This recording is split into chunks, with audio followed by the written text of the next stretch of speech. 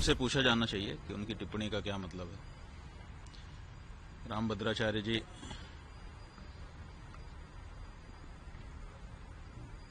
सबकी निंदा करते हैं। एक उनका दावा है कि मुझे 1.5 लाख पृष्ठ याद है, कंठस्थ है। दूसरा उनका दावा है कि हमको 23 भाषाएं आती हैं। और तीसरा उनका दावा है कि मैंने राम जन्मभूमि में जो गवाही दी उसके कारण फैसला हो गया। उनको अपनी योग्यता और अपने जो दावे हैं उनको जनता के सामने आकर के प्रमाणित कर देना चाहिए। प्रेमानंद जी को गलत कह रहे हैं। और प्रेमानंद जी क्यों गलत हैं? क्योंकि वो संस्कृत नहीं बोलते हैं। तुलसीदास जी, जिनकी पीठ पर आप स्वयं बैठे हुए हो, उन्होंने भी तो अवधी भाषा में रामचरितमानस लिख दिया। क्या संस्कृत बोलना ही विद्वत्ता होती है? क्या गोस्वामी तुलसीदास जी विद्वान नहीं थे कि वो अवधी भाषा में महाकाव्य की रचना कर रहे थे? उनसे पूछा जाना चाहिए कि उनकी टिप्पणी का क्या मतलब है। रामभद्राचार्य जी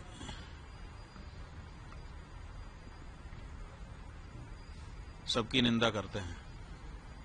पूरी के शंकराचार्य के बारे में कहा है कि रामचरितमानस में तुलसीदास जी ने जिस तुलसी पीठ पर वो बैठे हैं, उसी तुलसीदास जी महाराज ने रामचरितमानस में लिखा है, सब कर निंदा जे नर करहीं, ते चमगादड़ होई अवतरहीं। तो सबकी निंदा करने से चमगादड़ की योनि में जाना पड़ता है, ये बात तुलसीदास जी महाराज कह रहे हैं। और उन्हीं तुलसी जी के नाम पे पीठ बना करके बैठे हुए रामभद्राचार्य जी सबकी निंदा कर रहे हैं। क्या उन्होंने ये एक चौपाई पढ़ी नहीं है, या फिर उस चौपाई के कुछ और अर्थ उन्होंने समझ लिए हैं? ये तो उनसे चर्चा करने पर ही पता चलेगा। रामभद्र जी ने कहा है कि उन्हें 1 लाख क्या कहते हैं शुभ लोग आते हैं, तो क्या कहेंगे आप? ऐसा है कि दावा किया है उन्होंने कि हमको कभी कहा है कि 1 लाख पन्ने याद हैं पृष्ठ, और कभी कहा है कि 1.5 लाख पन्ने याद हैं पृष्ठ। तो अब 1 लाख पृष्ठ याद हैं कि 1.5 लाख पृष्ठ याद हैं, इसकी कोई परीक्षा तो हुई नहीं है। दावा उन्होंने जरूर किया है। उन्होंने 3 दावे, वैसे तो अनेक दावे किए हैं, लेकिन 3 प्रमुख दावे हैं। एक उनका दावा है कि मुझे 1.5 लाख पृष्ठ याद है, कंठस्थ है। दूसरा उनका दावा है कि हमको 23 भाषाएं आती हैं। और तीसरा उनका दावा है कि मैंने राम जन्मभूमि में जो गवाही दी उसके कारण फैसला हो गया। लेकिन इन तीनों दावों की पुष्टि अभी नहीं हुई है, क्योंकि 1.5 लाख पृष्ठ उनके कंठ में हैं। कभी परीक्षा तो हुई ही नहीं है, तो बिना परीक्षा के दावा ही है। इसलिए हम चाहेंगे कि 1.5 लाख पृष्ठ कौन कौन से हैं उनको निकाल के एक जगह पे रखें और फिर लोगों को आमंत्रित कर दें कि आइए, जिसको किसी भी प्रश्न से पूछना हो हमसे पूछिए, हमको सब कंठस्थ है। 150 पृष्ठों से 1.5 लाख पृष्ठ याद हैं, तो कम से कम 150 पृष्ठ एक बार पूछ लिए जाएं, कोई भी पृष्ठ, और उसके बाद अगर वो सब सुना देते हैं तो सब लोग जय जयकार करेंगे, हम लोग भी जय जयकार करेंगे, है ना। ये विश्व के लिए बड़ा अचंभा होगा कि हमारा एक संत 1.5 लाख पृष्ठ कंठस्थ करके बैठा है। तो हम चाहेंगे कि अब ये मौका आ गया है कि वो 1.5 लाख पृष्ठ कौन कौन से हैं छांट दें और उनको एक मेज पर सजा दिया जाए और फिर लोगों को बुला लें। 150 पृष्ठ केवल पूछे जाएंगे। अगर 150 पृष्ठ कंठस्थ उनको हो गए उनमें से, तो हम लोग मान लेंगे कि सब कंठस्थ हैं। वो कहते हैं कि 23 भाषा हमको आती है। अभी तक उनका कोई भी वीडियो YouTube पर खोजने से हिंदी के अलावा दूसरी भाषा में मिलता नहीं है। तो अगर 23 भाषा आती होती तो 23 भाषा में उनका कोई न कोई प्रवचन होता कहीं न कहीं। तो 23 भाषा कौन कौन सी है उसकी सूची वो बता दें। तो 23 उन भाषाओं के जो विद्वान हैं उनको हम लोग भेजेंगे। 40-40 मिनट का एक संवाद उसी भाषा के विद्वान के साथ उनका हो जाए। जय जयकार कौन नहीं करेगा, सब करेंगे।